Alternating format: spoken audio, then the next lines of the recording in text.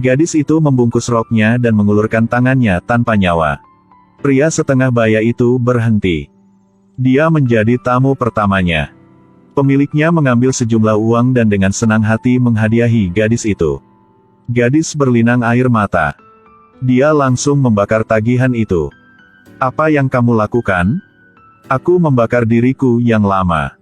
Gadis lugu yang dulu kini telah melebur menjadi asap. Dia memenangkan gelar Ratu Distrik Lampu Merah. Dia mengoleskan bedak di wajahnya dan merias wajahnya setiap hari. Dia merayu banyak pria. Hanya dalam 1 tahun terakhir, Gansu menjadi kartu truf di sini. Dia menerima hadiah yang tak terhitung jumlahnya. Dia memberikan hadiah kepada para suster. Karena dia tahu, uang tidak penting, ketenaran adalah yang paling penting. Dalam 5 tahun, aku akan membeli tempat ini lagi. Aku juga membeli Srah. Srah adalah nyonya mereka. Dia membuka pintu dan mendesak gadis-gadis itu keluar untuk menerima tamu. Gansu dengan arogan berdiri. Dia meminta hari libur. Jika dia ingin mereka menghasilkan uang, dia harus memberi mereka waktu istirahat. Ayo pergi. Beberapa gadis tidak berani berjalan. Gansu mencibir dan menyeretnya keluar. Srah marah tapi tidak mengatakan apa-apa. Karena Gansu adalah pohon uang, dia tidak bisa berkata apa-apa. Dia hanya bisa diam dan marah. Kedatangan tamu asing memberi Srah kesempatan untuk membalas dendam. Biarkan dia masuk. Sangat cocok untuk Gansu. Jadi dia memanggil Gansu untuk melayani tamu itu. Gansu tidak tahu apa yang mengikuti pria itu ke dalam ruangan. Seorang pria menarik uang dan senjata. Bibi Srah.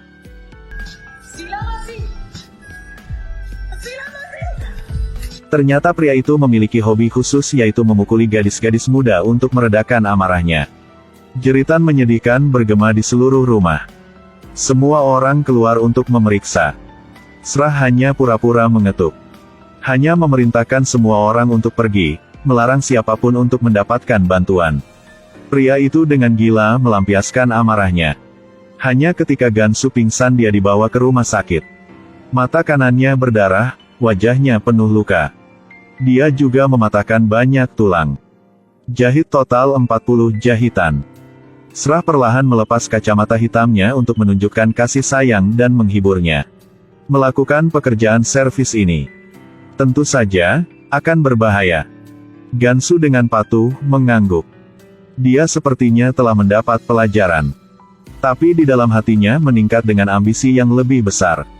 Gadis itu melepas pakaiannya, memperlihatkan bekas luka yang mengalir di tubuhnya, menyebabkan bos gangster itu segera mengubah wajahnya. Karena itu dibuat oleh bawahannya. Dia menawarkan untuk memberi kompensasi kepada gadis itu. Gadis itu dengan sopan menolak. Tinggalkan hanya simpul pelindung. Lalu diam-diam pergi. Bos gangster secara implisit memahami permintaan bantuan gadis itu. Itu sebabnya dia mengirim bawahannya untuk diam-diam melindungi gadis itu. Meskipun dilindungi oleh bos gangster, gadis itu tidak berani pamer. Karena dia sedang menunggu reuninya. Gansu. Ya. Dia di sini lagi. Sang induk semang menunjukkan sisi munafik, jelas tidak menunjukkan kebaikan. Para saudari berdebat dengannya, ingin melindungi Gansu. Tapi Gansu dengan tenang membuka mulutnya. Harga 4 kali lipat. Apakah kamu menghitung uang? Dia meminta saudara perempuannya untuk segera menghubungi bos gangster, lalu masuk ke kamar, menutup pintu dengan tenang. Ada apa di Fosan?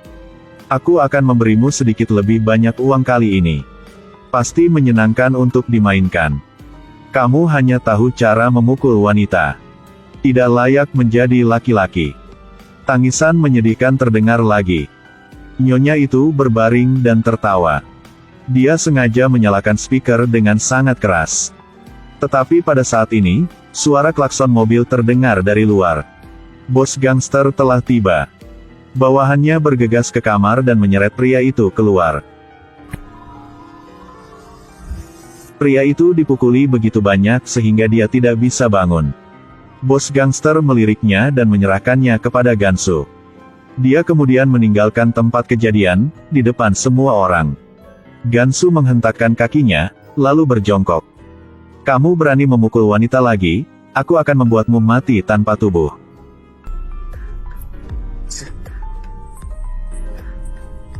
Gansu yang sukses juga menakuti Srah sampai mati. Dia juga menerima balas dendam yang sama. Tetapi karena terornya yang luar biasa, setelah 1 malam, dia mati. Sebelum dia meninggal, dia masih punya uang di tangannya. Gansu mengambil alih tempat itu sebagai hal yang biasa. Dia menjadi bos para gadis. Mereka menyerahkan sari putih salju. Sejak saat itu, Gansu yang berusia 27 tahun menjadi wanita yang mulia. Dia memakai emas di sekujur tubuhnya, duduk di Bentley. Setiap hari dia memakai kacamata hitam, menutupi payung hitam, berjalan melalui jalan lampu merah. Gansu pergi ke setiap tempat, mengunjungi gadis-gadis yang dipaksa untuk menjual. Dia serius menawarkan 2 pilihan. Salah satunya adalah tinggal di sini untuk mendapatkan uang, yang lain adalah untuk menebus diriku sendiri dan pulang. Semua orang tahu bahwa begitu seorang gadis dijual ke distrik lampu merah, reputasinya akan hancur. Bahkan jika dia kembali ke rumah, dia akan dibuang oleh keluarganya dan bahkan dijual lagi. Tapi gadis yang belum mengalami hidup masih memilih opsi 2. Gansu diam. Dia menyerahkan uang tebusan dan membawa pulang gadis itu dengan selamat. Bawahan tidak mengerti. Ini seperti membuang-buang uang. Tapi hanya Gansu yang tahu. Di dalam hatinya dia memiliki ambisi yang lebih besar. Dia dipaksa untuk membeli hati orang. Gansu berpartisipasi dalam pemilihan wali kota. Tapi dia harus menghadapi lawan yang sangat kuat. Lakshya, dia mengaku sebagai utusan Tuhan. Dia sangat dihargai oleh semua orang selama 2 tahun berturut-turut. Tapi dengan kemunculan Gansu, berita tentang gadis-gadis penyelamatnya yang tersesat semakin banyak. Lakshya merasa bahwa dia sedang diancam. Dia mengirim bawahannya untuk memaksa Gansu mengunjungi. Tapi Gansu tidak semudah itu untuk digoda. Dia langsung mengusir orang-orang. Perang besar akan segera pecah, Lakshya marah. Dia secara langsung mencela bisnis ilegal Gansu, dan mengirim seseorang untuk menggeledah rumah bordil. Gansu menolak untuk mundur. Mendapat kabar bahwa dia akan memberikan pidato publik. Dia segera menghabiskan uang dan mengundang semua orang ke bioskop. Akhirnya membuat pidato Lakshya tanpa orang. Jika mereka ingin mengalahkannya, mereka perlu melakukan sesuatu yang penting. Seorang gadis terkunci di dalam sangkar. Tahun ini gadis itu baru berusia 15 tahun. Dia telah mencapai usia pernikahan. Ibunya menguncinya. Dia takut seorang pria akan menggertaknya. Jika dia tidak bisa menikahinya, itu seperti membunuhnya. Saya tidak akan membiarkannya keluar untuk pekerjaan itu. Ini adalah distrik lampu merah India di mana semua gadis akan dipaksa menjadi pelacur. Dan satu-satunya jalan keluar mereka adalah menikah. Tapi apakah ada pria yang mau menikahi gadis distrik lampu merah? Gansu memiliki seseorang yang ingin menikah. Dia seorang penjahit di daerah kumuh. Dia juga kekasihnya, meskipun dia tinggal di distrik lampu merah tetapi tidak terinfeksi oleh lingkungan. Hatinya sangat sederhana. Hanya mengukur ukurannya tetapi saya sangat gugup sehingga saya tersipu. Sama seperti itu, dia jatuh cinta pada Gansu yang penuh dengan kehidupan. Tapi Gansu sangat jelas. Karena identitas mereka yang berbeda, mereka tidak bisa bersama-sama sekali. Dia tahu pria ini adalah satu-satunya yang bisa dia percaya. Jadi dia membawa mahar. Jadi, alih-alih gadis itu melamar, melihat perhiasan emas dan perak yang diatur di atas meja, orang tua anak laki-laki itu sangat ragu-ragu. Bagaimana kita bisa membiarkan seorang gadis yang bekerja sebagai payudara menjadi menantu kita?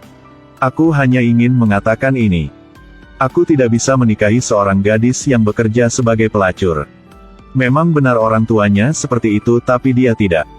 Dia membawa hadiah itu dan membuangnya. Keluarga pengantin pria buru-buru turun tangan. Dan mengangguk setuju. Gadis pertama di distrik lampu merah menikah. Kau sangat bahagia, kau tahu itu. Sekarang dia memiliki ibu dan orang tua suami. Dia masih punya suami. Kami cukup baik satu sama lain, bukan? Setelah menyelesaikan semuanya, Gansu berbalik untuk pergi, pemuda itu mengejarnya. Dia bertanya mengapa dia melakukannya. Jelas bahwa mereka saling mencintai. Untuk putri distrik lampu merah ini, saya rela mengorbankan 100 orang seperti Anda. Bukankah kamu harus turun dari mobil? Tunggu sebentar. Tunggu sebentar lalu turun dari mobil. Tidak lama kemudian, pernikahan akbar diadakan. Ini adalah pernikahan pertama di distrik lampu merah. Di jalan yang sibuk, Gansu berdiri di lantai atas. Untuk mengubur cinta dari lubuk hatinya, Gansu memulai pertempuran feminis pertamanya. Dia dengan mudah terpilih sebagai wali kota. Tapi kesulitannya masih ada. Orang-orang selalu berpikir, para wanita di distrik lampu merah mewakili rasa malu. Jadi memutuskan untuk mengubah semuanya. Gansu tidak panik, membawa anak-anak ke kantor kepala sekolah.